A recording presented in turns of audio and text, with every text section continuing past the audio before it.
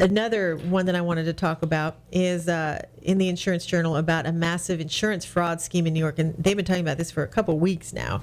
I wanted to talk about it about a week or two ago when it first broke, and I didn't get a chance, but this is a medical fraud mill that routinely billed automobile insurance companies under the no-fault law for medical treatments that were either never provided or unnecessary.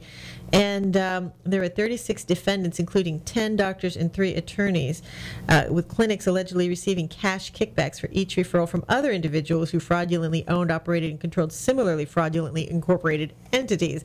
In other words, there was a lot of fraud going on.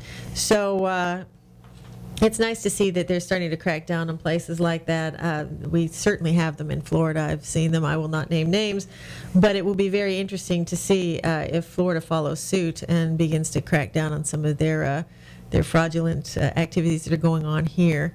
Sounds like, I mean, how would you uncover something like that? And I definitely, we talked about some of those case management places and those doctors that had been going to for easy to get fraud cases, easy to get fraud through them. So, I mean, here's a check cashing place that makes it easier to do it. And I guess they're starting to unravel some of these schemes.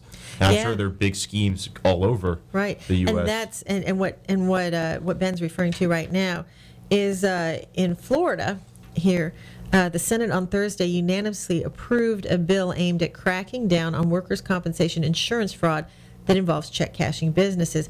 Apparently what happens is a person will get a workers' comp policy, perhaps for very little money. Maybe he'll say, hey, I only make, I don't know, $50,000 a year, but what he's really making is $150,000 a year. So he gets them to pay him by a check that he cashes out at the check cashing place. So there's no record of his getting paid that amount. And so he's able to keep the workers' comp policy low, pay a very small premium, which is falsely based on falsely reported income.